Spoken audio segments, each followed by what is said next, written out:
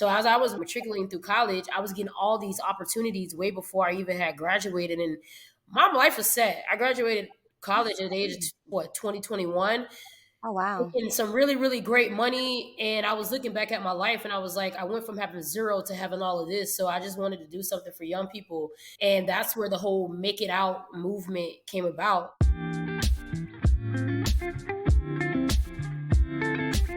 Welcome back to the Entrepreneurial Leap Podcast. I am your host, Shaunette Stokes. Today we have Dajuh Sawyer. Dajuh, please tell the audience who you are and what you do. Yeah, Attorney Stokes, thank you for having me today. I'm super excited, and thank you for all that you're doing just to provide people like myself with the platform to spread the good word about what's going on in the community and surrounding areas. So I am Dajuh Sawyer. I'm a native of St. Petersburg, Florida. I'm a graduate of FAMU. I got my Bachelor of Science degree in administration from FAMU. And I'm actually about to receive my master's. I have about 5 courses left to receive my master's in nonprofit management and leadership from Walden University online. I have that going on, and I have my own nonprofit. It's called the Make It Out Foundation.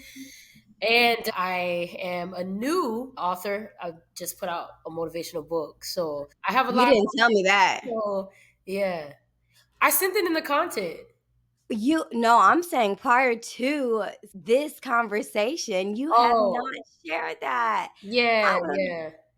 Please, I need to get a copy. That is Absolutely. amazing. I actually brought one of the copies, and I'm having a book signing this Sunday. Oh, I love it. Yeah, so this is one of the copies. I don't know if you can really see it with the lighting here. I can see it. 7 days to make a way. Yeah. It's a motivational journal. A goal is to inspire you to pick it up and use it 7 days a week throughout, just to give you that uplift and that positivity just to keep going. Because we do know that life gets rough.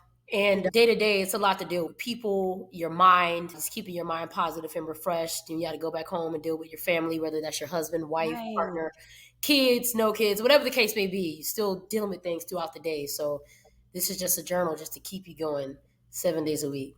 I love that. Congratulations on publishing. Thank you so much. I'm excited. I'm sorry. That is so amazing. It's amazing that you're now a published author. Yeah. How does that feel? It actually feels really, really great because I've sat on this for about 2 months. I was nervous because 2 months? That's it? Yeah, just 2 months. Yeah. Okay. But it's a lot. Most people do years. It takes years for folks to launch something. So you sat on it for 2 months. But it's a lot that ties into this because it's about my personal experience, about some hard things that I had to experience recently last year. It was a wake-up call for me in my life as far as just making bad decisions and stuff. And I had never been through those things before, but God had to sit me down and to get me to realize you're moving down a path of destruction when you have all these things in front of you and you are choosing to live foolishly and blindly by money, this and that, whatever the case may be. And I just wanted to get that out there because mentally I was trapped, and writing for me was a positive outlet. So I started writing. And you used that to transform your mindset and just pour into this one project, because I'm assuming that you were going through a lot, which takes away. And writing is healing too. Yeah. It was my mental health for me. I was really in a sunken place last year. It was probably one of the hardest years of my life. Wow. Listen, I've been there. I think 2020 was my sunken place. Did I tell you I broke my ankle? Yeah, you did. Yeah. That was the worst. Yeah. And, not being able to walk and do the normal things that you're used to doing, being able to go to the bathroom by yourself, these are things that we take for granted. So just anything will trigger you going down into a dark place. So I love that you have a resource for people to now tap into. That is so beautiful. So let's talk about your journey as an entrepreneur.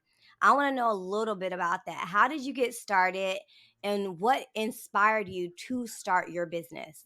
Yeah, let's see. It really started at FAMU. So thank God for FAMU. And that's where I founded my nonprofit along with my co-founder, Dontrell Fletcher. We're both from St. Petersburg, and it was based upon the financial hardships and stuff that we were going through and on trying to get to college. I made great grades in high school, but I didn't have the financial resources for me to go to school. So Mhm. I kept hearing a lot of great things about FAMU and about the history of it and like how it only allowed people like ourselves for an opportunity. So as I was like matriculating through college, I was getting all these opportunities way before I even had graduated. And my life was set. I graduated college That's at the age of great. what, 2021, Oh, wow. making some really great money. And I was looking back at my life and I was like, I went from having zero to having all of this. So I just wanted to do something for young people. And that's where the whole make it out movement came about. So I used my financial aid money during my last year with my partner Dontrell, and we filed all of our stuff on like Sunbiz, and Uh-huh. started up with, the goal was just to give $300 worth of scholarships, so $100 each to young people from St. Pete who were going to FAMU. We ended up raising Mhm. 1,200. So long story short, I felt like just that thought was bigger than what it was. I went to him and I was like, I know that I could potentially do this alone. And I know that like I came to you about it, but I feel like it would be better for as a united front to have young people out here that people can like relate to close to home and age, Mhm. or whatever the case may be, who have experienced what we experienced, single parent home, having the finances, having to really work really hard in high school, all this stuff Right. to get to the next level to achieve their goals. It would look better for us to be a united front. You're a black man, I'm a black woman. Like, there Mhm. are better ways. So he was like, yeah, let's do this. Fast forward 5 years later, we've given out over $50,000, over 50 scholarships. What? So you went from $300 as your goal Yeah, to 50,000 in scholarships. yeah, That is yeah. amazing. I can't believe it myself, to be honest with you, because I just was 21 years old with my life set, not really thinking I was still going to be running a nonprofit 5 years later. And I'm just like, God has his hands on me. So I'm just trying to continue what he's He wanting me surely to does. He continue. really does. That is amazing. And listen, I am rocking my merch. Yeah, It's yeah, I need another one because I rocked it out a little bit too long. yeah. So it's time for a re-up. So I love that with Make It Out Foundation, you all started at FAMU, and is it now the home base in St. Pete? Yeah, it's the home base, the founding city is St. Petersburg, Mhm. but we've branched out in so many places now. Like, we Good. have individuals like the age of like 39 and 40 years old that are at HBCUs and PWIs throughout So the it's not country. just FAMU now, Yeah, right? so it's not just FAMU. Okay. So we have people placed at 2 year and 4 year institutions, vocational institutions Good. for those that don't just want to go to college throughout the country. That is so beautiful. How often do you do your scholarship opportunities? And how can someone that wants to take advantage of these opportunities reach out to you to get that? Yeah, great question. So we do scholarship giving. Our standard Make It Out scholarship is given between the months of potentially August and November, just depending on like different grants. So most grants you do have to apply for every year. So it just depends on the grants and the funding and stuff like that.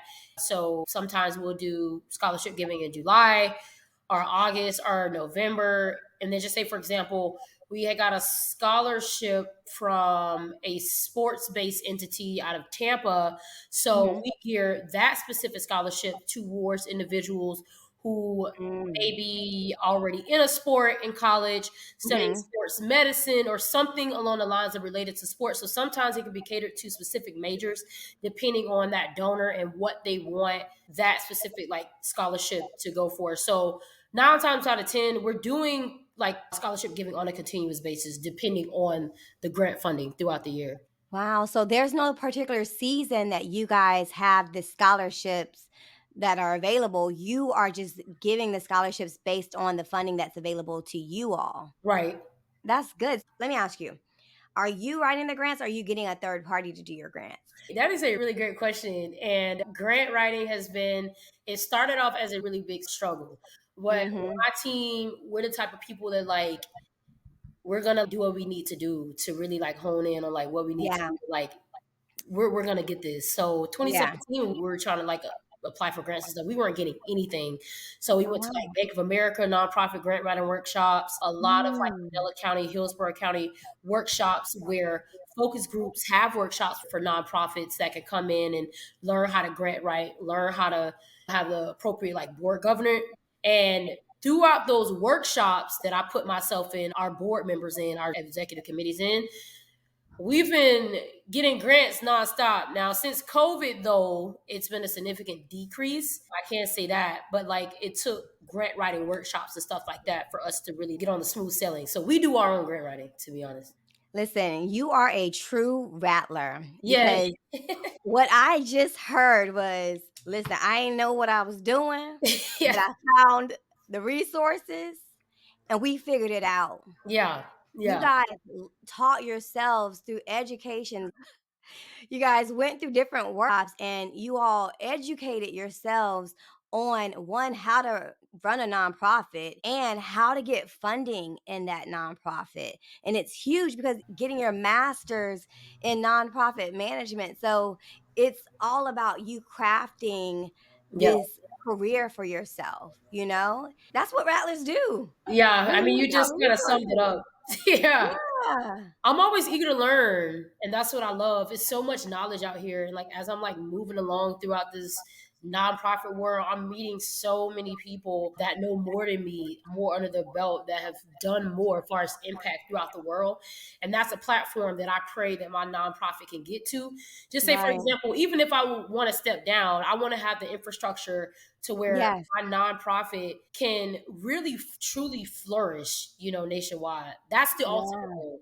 So, what impact are you looking to have on others through this nonprofit? I would say the biggest one, obviously, is definitely that financial assistance, relieving the Mhm. financial burden. What I can say that what makes my nonprofit different from a lot of nonprofits that I come across, and from what we hear, just from the people who we assist and who we work with, is just that the community that we build. My whole motto is that it takes a village. So Mhm. our board members are very involved. Our previous scholarship recipients are very involved. The networks that we work with, as far as like other corporations and like companies and stuff like that, they're very involved in what we're doing. So just say, for example, mentoring. So if we have individuals that's coming through our program that's interested in banking or being a financial analyst or becoming a pharmacist or whatever the case may be, we reach Mhm. out to our networks and to Oh, see if good. people have the availability to answer questions or to take that person in and to like really guide them throughout that process, whether that's internships. And if our scholarship recipients come home, right, to their Mhm. area, we want them to participate in the events that we have going on. Like a lot of our recipients, they still come out to speak to other So young they people. support. It's like it's a village and it's a network to where we have seen every single person that received financial assistance through our program really stick around in one way or another to assist us to continue our mission. And it's a beautiful sight to see. Not many organizations can say that, you Yeah. know? You have people that are scholarship recipients, and they just get the money and dip. We'll Yeah. never see them again. Well, that's how it was for me when I was in college. You're applying for things, and a lot of Mhm. times you don't have that specific entity being that Supportive. involved, which is Yeah. fine. Right.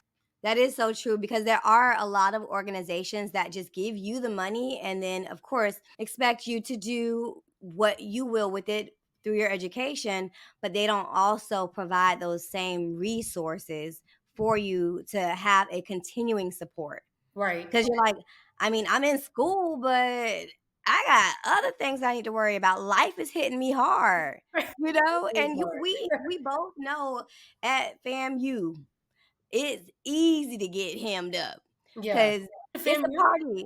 Yes, I didn't know yes, that.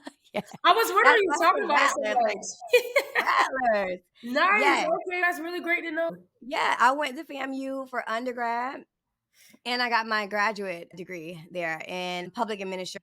So I Oh, went there twice. nice. Yep, Nice. and I know it's so easy to get hemmed up because your friends wanna just go party, they wanna go out for drinks, and you're like, "I got assignments that I need to get done." Yeah, But it's you very easy to also get distracted. have the fear of missing out, and then you go down this path that if you don't stop yourself and you don't have the right mentors or the resources involved, you could very well fail out of school because it's very easy at FAMU to fail out. A lot of my friends didn't make it through, and you probably seen the same thing. A Right. lot of your classmates just that you started with just did not make it through. And now you have your resources, such as your organization, to guide them from start to finish. So, Yeah. are there any resources that you provide for post graduation at all? So actually, that is a good question. We've only had one recipient that we awarded that was attending the FAMU College of Law. She's Mhm. graduated already and she's very actively involved. So we do have post opportunities, and our scholarships are actually open to graduate level students. So as long as you Okay. are like a current student, whether you're trying to get a certification or trade or your college degree, whatever the case may be, it doesn't matter if it's undergrad or graduate. Opportunities are open pretty much like to all. That's beautiful. So, let's go back to your book because you are a motivational speaker and now you're an author. What do you see as the key to inspiring and motivating others to pursue their dreams and goals? That's a heavy question. So pretty much with my goal, I'm just hoping that like at least someone can take a piece of something from what I said and to apply it to like their situation in hopes that promotes a positive change from within. That's really what I can say. I don't try to like go out with a whole bunch of notes or whatever. Like even like for Mhm. this, I'm more so like an expressive person where it's like it's genuine and I feel it. So I'm going to say it in that time, Yeah. like in real time, in a sense. And I base a lot of things off of like my experiences, as far as like I've Mhm. experienced in my life in these like last 26 years. I've experienced quite a bit. Age doesn't Yeah, have like it you got doesn't. people younger than me that experienced like way more than me, whether it's like good or bad. So people Yeah, have experiences. So I feel like getting that out there, you just never know who could be touched by that. absolutely. So have you been impacted with COVID and I know the speaking having to speak in person? Are you still doing in-person speaking engagements? Or are you having to do it via Zoom? So that's actually like a hit or miss. I know Mhm. like back in like 2020, I was getting invited like quite a bit, honestly. The Pretty much midst of COVID. I would say 2019 was kind of like the unknown. Then it actually like Mhm. broke out, and then like Yeah. 2020. So I would say between 2019 and like the peak of early stages of 2020, I was Mhm. getting invited out quite a bit. And then it kind of scaled back between the Yeah. later half of 2020 and I would say all of 2021. It kind of stopped, even with the nonprofit with inviting myself, our board members out to different schools and recreation centers and churches and stuff. That completely stopped. Yeah. So hopefully we can pick back up this summer, especially with our nonprofit side, to get back out here to do that and speak to like young people. That's good. So, do you guys have any more projects coming for the nonprofit? Oh my gosh, actually we do. We have a lot going on Tell and us. it's been like crazy freaking busy. So we're actually working on a FAMU college tour that we are trying to just work out a few kinks to Mhm. take some young people, some high schoolers. They're a part of a more so like a second chance group home foster care Okay. service. A mentor of mine, I've been knowing her for a couple of years out of St. Petersburg. She has a group home here in St. Petersburg, and she knows that I Mhm. graduated from FAMU, and I would come and speak to her girls. Just little positive initiatives together. And she wanted to team up and like just show them that experience and what FAMU is about. Trying to just finalize things to take them to the FAMU Spring preview, which is next month. So we have Okay. that going on. And then we're working with another corporate partner to try to do a Ready for Success event at the end of Wow. summer to where their executive committee or their president or someone from that company comes in and will invite high schoolers out throughout the different counties and surrounding areas to come to just hear about career path opportunities and not just Oh, about good. college, but to hear about career Yes. focused path opportunities and what that looks like. Have different like breakout sessions and stuff like that. And we're looking to host it at a church either in July or August. So we have that going on. And we're trying to finalize something with a hospital partnership that we have going on with the hospital that reached out to us about wanting to do some community engagement for some health related majors, try to release some financial assistance to people who are interested in nursing and biology, those type of hospital healthcare focus. So we have a lot going on. Then on top of my personal stuff, but yeah, it's Right. going on. A lot of You are a busy woman, aren't you? yeah. Darn, when do you sleep? I need a massage. That's all that tension is built up. Yeah, yeah, I what I love about your programming is that you're showing the kids that there's different pathways to success, right? right. You have your college tour that you're taking some kids on, and then you also have this career path opportunity where there's discussion surrounding alternative career paths, not just college. Because I know coming into college, that's all we were taught was that college was the way to go.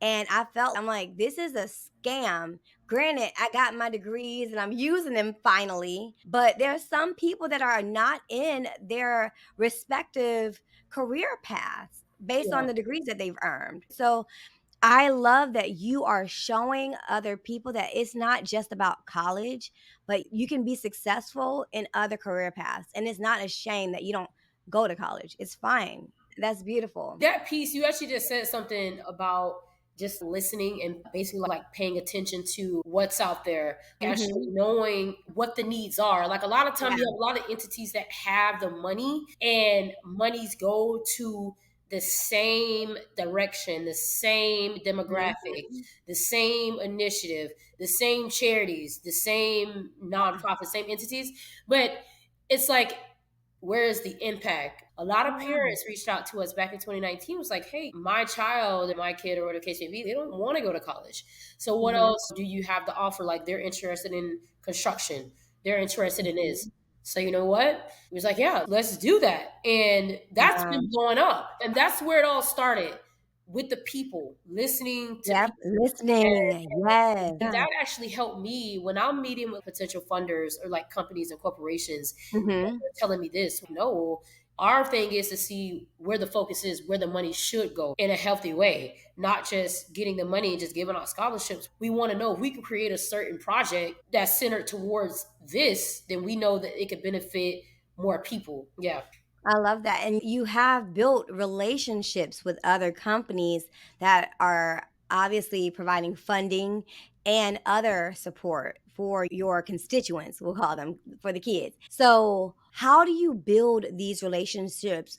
How do you build these relationships with these companies? How do you reach out? How do you gain that connection? It was hard starting Okay. off. We went from like my cousin, she owns a couple of daycares in St. Petersburg, and she was our first donor. She Mhm. supported the whole little thing we was trying to raise the 300. She was our first business donor.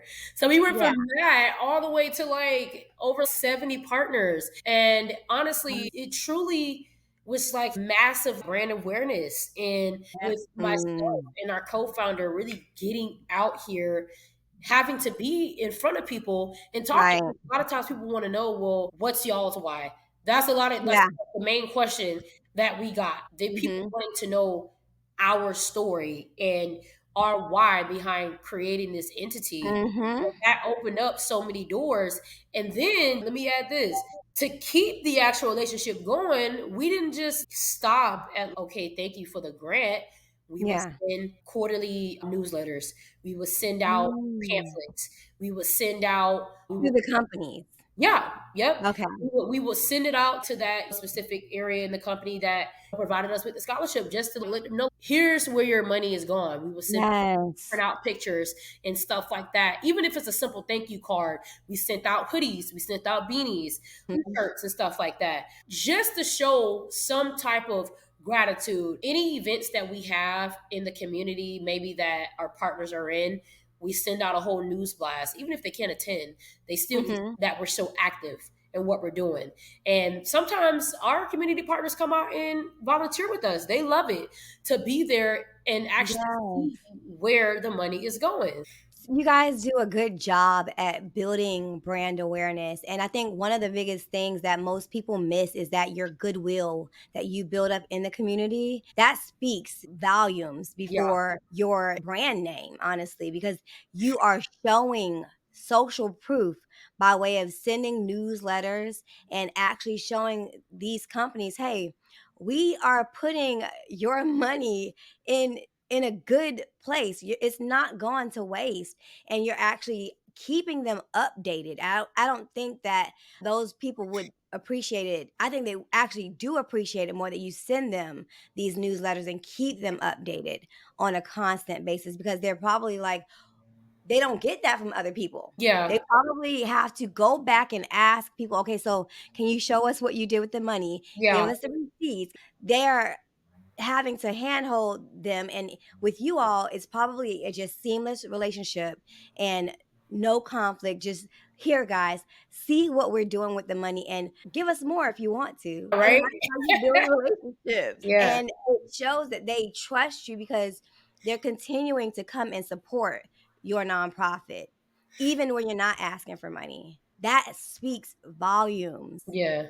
Thank because you. people don't have to do that. Yeah. So let's talk about brand awareness, but specifically protecting your brand. You Yeah. and I have had the honor of working with one another. Can we discuss brand protection Yeah. and as it relates to all of your companies? Because you've got a ton of ventures, but I want to know your experience in brand protection. Yeah, absolutely. So that's where we got like in the nitty gritty of things. So yeah, through like a really scary moment, I was like, "Whoa, deer caught in headlights." But Oh, I'm what do happy you mean? 'cause I'm here now, and you provided me with the resources and the knowledge to really like learn, and that's what Mm. that experience taught me. So I have the clothing line where we basically put it out there as like make it out apparel through the Mhm. nonprofit, where that was actually raising a good amount of money to go back into scholarships and stuff like that, and it was a hit. Like anytime we ever put out any merch or anything, it was sold out. It was awesome. Yeah, yeah, it was really really awesome, and people loved just a statement of Yeah. like what it stood for. Little kids, we had like youth sizes and stuff, and like the Mhm. parents and people loved it, like for their young, like for the young people and stuff. Yeah. It was awesome. So long story short, a gentleman hit me up on social media and like found the Make It Out Apparel page. Mm. And he was just like, "Hey, I'm such and such, and I see, what you're doing. And I just want to let you know that this is like my name and like my clothing brand entity. So you would have to like stop using blah, blah, blah." And I was just like, you know what? Get out of here, scram. Yeah. I was like, who is this That rando? happens a lot, by the way. I You're was not like, the who is first this person to say that. rando? Yes, it happens all the time. You're like, "What? No, I'm good. Thank Yeah. you." And I was then you call your attorney, you're like, "Is this true?" "Yes, Yeah, yes, yeah, it's true." yeah. And I was like, "Oh my gosh." I was like, "Dude, get out of here." I'm looking at his bio. My guy, you're really New York. Like, how did you even find me? I'm in Florida. Yep. Yeah, yeah. So I went on about my business. And Mhm. then I got something in the mail from him, Mm. or something, like it was something in the mail from from his attorney. It was like a cease Oh, and desist wow. letter, basically showing that he had Make It Out Apparel Trademark. already trademarked, and that I would have to stop everything that we were doing far as the production and receiving like monies and stuff like that from that Right. experience. So I did reach out to you because I was like, "Oh Mhm. man, like we have a good thing going here. Like, can he do Yeah. this?" And you went through all the processes and stuff like that. And we had several talks about the next steps and what that looked like, the pros and the cons, and how we could move forward. But it still sucks because it's like, whoa, like we was getting such like positive feedback on this whole bold movement. And Right. You had to stop. yeah, Right. yeah, Yeah. I yeah, know, and I know that sucks because it's like you built this brand and people love it, but it's still, as you've said before, you use these same shirts and the sweatshirts as thank you gifts yeah, to your partners. And it's still okay. I got this as a thank you gift. I didn't purchase it. And that is still okay because it's not you profiting. You are utilizing your brand, and which is a nonprofit, and this is kind of like a walking billboard, so you can have merchandise within your brand much mm, like anyone does, but you can't have a fashion line under that. And you pivoted, right? yeah. You had the discussion after being educated about the ramifications of trademark infringement, and now you have decided, okay, that's fine, I'll make a different lane for myself, and you did that. And I Yeah. think that is amazing because you didn't just let that get you down. And I think through that process, that what made me decide to trademark Make It Out Foundation. Because remember, Mhm. we trademarked that too, not just the Mhm. other business, but I got this Mhm. trademarked throughout that experience, just to go through that and see how easy it was for someone just to like come in and just stop whatever you're doing because Yeah. they have a certain paperwork or certain things in Mhm. line versus you, which makes Yeah. all the difference because you could have been doing this for Yeah. 10 years and a person come in and trademark Make It Out Foundation and Yep. it's just like kaputs, and I would be devastated. So that Yes. whole experience made me trademark this, my nonprofit. So yeah, Good. So yeah, what advice do you have? Because, you are walking proof that you built a business and you build a platform for this product line, and then you had to stop because of a cease and desist. What advice do you have for those people that are coming after you that have ideas, but they don't take that initiative to protect the brand? Because often I know a lot of the entrepreneurs that I encounter, they do tend to protect their brand after getting some kind of scare. It's like yeah. a cease and desist, or they see someone else on social media using their brand name. So, I guess what type of mindset do you think new entrepreneurs should have when it comes to brand protection? Yeah, and that's a really good question because that basically with everything that I went through, I didn't do it until I went through that. But like you had said to me back then, thank God it happened early on Mhm. before all of this, whatever, before more money was spent, whatever the case may Yeah. be. But the advice that I would give is really just take your time. That was one of the biggest things Mhm. that I really needed to learn too. Just like take your time to get to know what's expected of you when you're starting Mm. a business, whatever the case may be, whatever like kind of business it is, knowing the ins and outs of like what you'll need, your trademark, the timeline, what that looks like, what you need to start off with Yeah. first, your paperwork, your filings, making sure Mhm. that you have the priority things in order first. And if the trademark is what the goal is at the end of the day, then you work towards that because trademarks aren't cheap. Mhm. We all know that. So especially if Yeah. you need more than one, like he's telling me, I couldn't get more than one at the same time, so I had to space it out. So I got the more Yeah. nonprofit trademark done first, and then I got the Rattles and Rockers trademark done two separate times. So really just analyzing like what you can Mhm. afford at that time, asking questions about payment plans and what Yeah. people have to offer. Because 9 times out of 10, you just never know. People are very understanding, and there's assistance out there if you ask, but definitely like just making sure that you know what's expected of the type of like business environment that you're in, knowing what you have to do as far as like your filings and different things like that. And I feel like it is very important to have a trademark. Now, if you're only in a game to just like, make money for a year, then I wouldn't bother. So it's Yeah. really just to depend on like you and your business and your outlook and where you want your business to grow. But if you're looking to actually like build something as far as like substance, then I think it is great to have that in the back of your mind. Hey, I'm going to need to put some money aside to get me a trademark.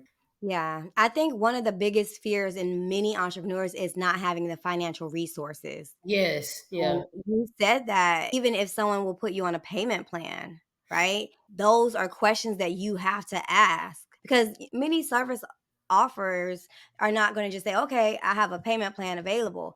I do. I tell them outright, I do offer payment plans. It's on my website, it's on any resource that you see. Right. But a lot of people are even just scared to encounter just a large ticket price for Yeah. this trademark. So, how do you think a new entrepreneur should, I guess, frame their mind when they are looking to approach the legal side of their business? Because it comes with a hefty price. But how did you make sure that when you were hit with that dollar, that figure, that you're like not taking out the game? I can say for the nonprofit, our accountant did it was just like a certain specific business expense. I'm not sure what the name that she categorized it under, but that was helping us to form a legit legal entity where this is Hmm. our name. This is my nonprofit's name. So no one Hmm. can take this or whatever. So it was an investment. So we had the money for that. Now, as far as the rattles and rockers, as far as that whole movement with the clothing line and stuff like that, I had to wait a little bit until more so like a windfall of money came, and I didn't sit and wait. In a Yeah. sense, like when I got the money, I knew what I wanted to do with it, and I went ahead and I put that money aside and I did it. Sometimes we'll say what we want to do, we get a hold of it, and then it go towards something else, and now you're back Yeah. to square one. I already knew when I got this money what I was going to do with it anyways, but I had Yeah. to wait a little bit on that side, you know? Yeah. And you also, in all honesty, you got to get an attorney that is in alignment with you, right? Because Yeah. you want to make sure when you are finding legal counsel that you're not dealing with someone that's going to be up your behind about finances. Because Yeah. even with me, I'm like, I am an entrepreneur. I understand finances. I understand the need to put certain things aside, and some things come up that we didn't even foresee. So there's Yeah. a bit of grace that you should look for in an attorney to have when it comes to dealing with their services. And one thing I would say is that you can deduct your attorney's fees. You can write that off as professional services. You can totally tell the IRS, hey, this is a professional service. I sent this money to my attorney. This is for my business. I'm writing that off as a business expense. So all of the money that you've sent to me, you can tell your CPA, hey, I paid this money to my attorney. I want to deduct that. I get a lot of, I believe, the W-9 forms from clients, business owners that are asking me to fill it out so that they can then give it to their CPA. I get it often. So I think that a lot of people miss that point in Mhm. that when you're doing your finances, it's not a personal burden. It may be initially a personal financial burden that you may have to take on behalf of your business, but you can write that off as a business expense within your company Well, that's for good to sure. know. Yeah. Yeah, absolutely. If you go ahead and send me one of those W-9s, I Yeah. got you. I'll wrap this up. What are some challenges you face as an entrepreneur, and how did you overcome them? Challenges. I could definitely say finances was one of Mhm. the most challenges between the LLC side and the nonprofit side. You have to have money to make money. You have to spend money Yeah, to make money. and And yeah. I have truly learned that. Like sometimes you do have to take those risks. You have to take those Mhm. risks and really just pray that it makes you something. But sometimes it don't. But you still get something out of it. It was a struggle with the nonprofit at first because we weren't getting like any grants. I told you like a lot of Mhm. grants and stuff we were applying to because we didn't know how to properly do the grant writing. We weren't getting anything. We didn't have any donors. We didn't have any individual donors.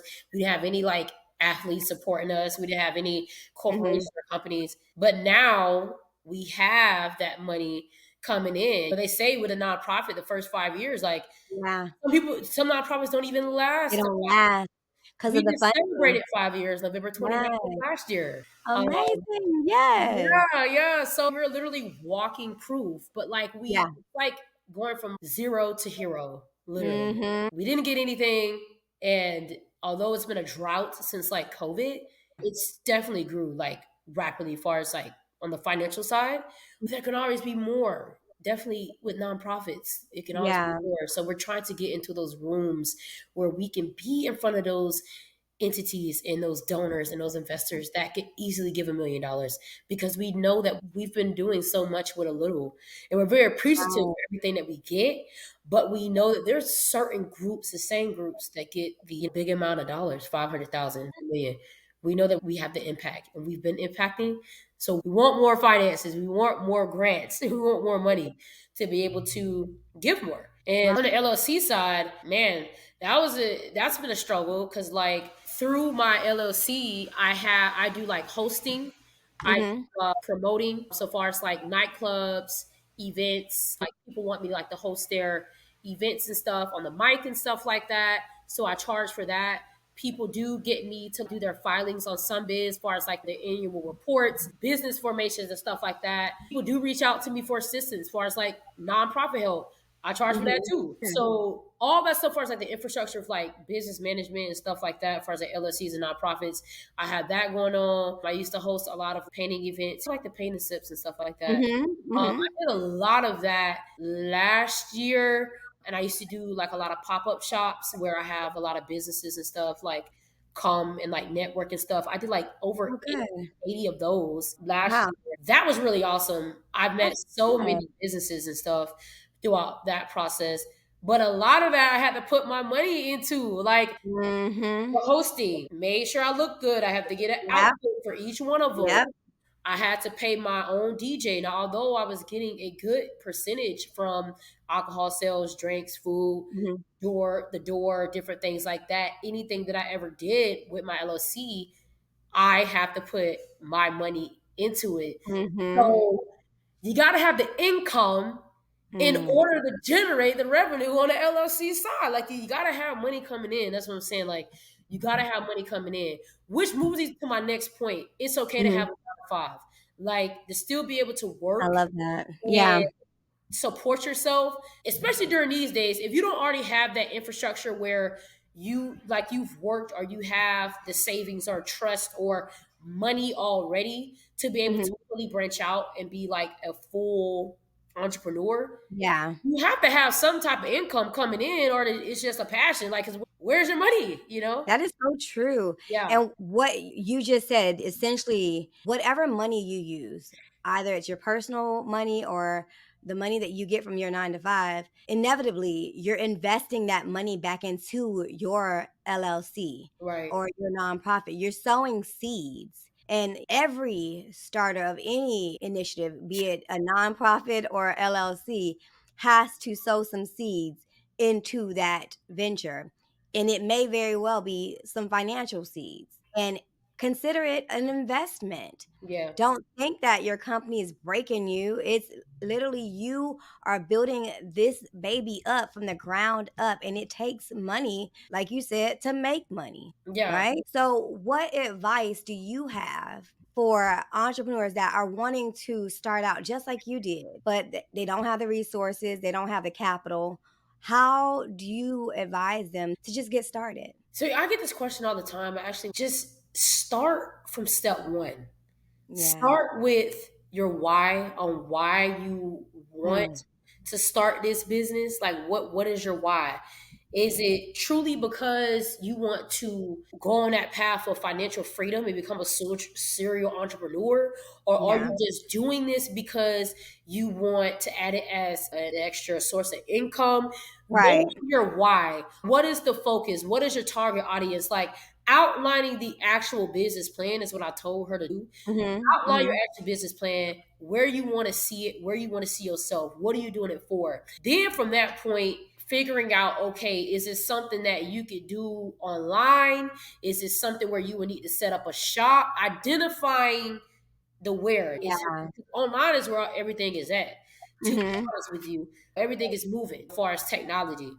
Is it something that is in demand? Knowing what's in and what's not. You Right. can have a great idea, but sometimes it may not be the season for it. So Mm. knowing that as well, like it's a lot to take into consideration before actually just jumping out and actually doing something. And Right. then once you figure all that out, you start small. So just say, for example, if you have a person that may want to do lashes, well, Mhm. definitely takes money to sell lashes. It takes money Yeah. to sell hair. It takes money to do nails. Like you need to have all that stuff in place. Start small, even if it's just starting off with ordering the nail part or like ordering 1 to 2 supplies. Baby steps. Mhm. Each paycheck you get, buy one Yes. to two supplies. Mhm. You are working towards something. That's how I was telling her. Building, yeah, Like, an inventory. yeah. And you Yeah. can accomplish when you're checking Yeah. those things off your list. You may not have $5,000 laying around to where you can Right. put your website, all your supplies, your branding photo shoot, and then a whole big open launch. Really, that's Mhm. $10,000. You may not have Right. that. So Yeah. you start small. Once you fill the infrastructure out, each paycheck, put something towards something. Check something off the list. Work those supplies off the list. If you can do it without Mhm. a website, do it without a website. Yeah. You can get websites on your own. You You have really can. landing pages, Canva. Let's Yes. Canva is It a saving is. grace. So there's so many free resources out here that you can use in including just chipping stuff away piece by piece. Yeah. I love that. Yeah. Start small and use your resources. Can I That's tell you something? necessary. Can I tell you something? What's up? So I have a cousin where she has like this whole inspirational empowerment group, and she's the Mhm. type of person that like just like to spend, and then Mhm. she'll go back and look at her expenses later. So we be on the phone just like talking, throwing different ideas out, and I'm telling her, listen, I'm not spending another dime until after my book signing this Sunday. She's like, Yeah. you gotta do this and this and that. I'm like, no, I'm gonna wait to after my book signing. Then I'll Mhm. focus on a website. Then I'll Mhm. focus on getting my book on another online platform. I already have it on Right. Amazon. My pre-sales are already sold out. So Oh, now I have to order more books for this Sunday, which is fine because I know I'm gonna make your money back. my investment back plus a Right. profit, right? So I say all that to say you really just have to like take into consideration if you're in a business, you're in a business to also make money. The goal is not Yeah. to freaking deplete everything and just be without and not have nothing Right. to show for it. Like who doesn't want to make money? Yeah. Especially, like making sure your eyes aren't bigger than your head, right? Yeah, I like that. It's like sometimes because some business owners do that. They think that their business bank account is like a slot machine. yeah, yeah, It's just like unlimited resources, but no, you still need to make sure that you manage your money appropriately, and it yeah, does flow into your personal finances and your business finances. So that is really good advice. right. You need to go slow. Yeah, Don't do too yeah, much. seriously. I love that. Seriously. I Yeah. love that. Thank you so much, Deja, for joining us today. Absolutely. I enjoyed this. I enjoyed I this. love having conversations with entrepreneurs because you guys truly inspire me. It's these conversations that keep me going because you probably have moments where you want to give up. Right, Conversations about entrepreneurship because there's people that have the same experience as you, and you're not on this island alone. You're literally on an island with other people, but you don't realize it because you're so hyper focused on what you have going on, and you're dealing with these emotions and the same emotions that other people are dealing with, but we're all focused on the same goal, which is success. But we don't tap back into our village and have these conversations about, hey, this is hard. It ain't yeah. as easy as they make it out to be. Yeah, I agree. So thank you for joining me. I really appreciate that. Yeah, absolutely. Can I just tell people where to get my book? Yes, please share Yeah. that. And I'm going to put it in the notes as well. Awesome. Everyone, this is my new book. I just published a new book, the celebration of my 27th birthday, which just passed February 8th. It's called 7 Days to Make Birthday. a Way. It's a 7 day motivational journal designed to get you through each day of the week. And it's really, really awesome. Like, I've already been writing in like several copies I of my love own that. already, but this is just an example. So it has like different like quotes and stuff in it and stuff like that, like different like focus like writing prompts and different stuff, and it's Mhm. really awesome. It's available now on Amazon. You can go on Amazon and get it. Also, if you do get it on Amazon, please leave me an author's review. I would really, really appreciate it. Like, I want to know how it's impacting your life on a day-to-day basis. And we are on Instagram, Facebook at 7 Days to Make It Way. So SEVENDAYSTOMAKEAWAY on Instagram and Facebook. And Yeah. how can they find you on social media as well? Because we're going to Yeah. tag your social media page as well. As far as my nonprofit goes, make it out. Definitely had to come like show support for that. Yeah, we have Instagram and Facebook. Instagram is Make It Out Foundation, just like as it sounds, Mhm. Make It Out Foundation. Facebook is the Make It Out Foundation. Everything is all one word. So the Make It Out Foundation on Facebook, Make It Mhm. Out Foundation on Instagram. We do have a Twitter, Make underscore foundation. We have a website, a beautiful website.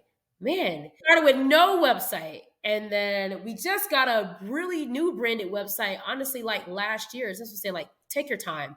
Because we started in 2017 and really didn't get a really good Yeah. website until like 2021. Actually, last year. So 2022. So our website is makeitoutfoundation.org. And we do have ways that you can donate on our website, on our Mhm. donation page. And if you would like to send a check and or money order to support us, we do have addresses online so that you can support us financially as well. And my personal information, I am on social media at Dajuh Sawyer, like my name is spelled, on Facebook and Instagram. Yeah. Perfect, perfect. I will tag all of this in the show notes, so they will be able to just click the Yeah. information as well. Oh, and it's in that form. Okay. social media. Yep. Perfect. Yep. All right. All Yes, right. ma'am. I will end this now. Thank you so much again, What are you doing and on Sunday? babysitting. Oh, okay, nice. Nice. That sounds fun. I wasn't supposed to be babysitting. Oh, okay. Auntie. Exactly. Thank you for having me on.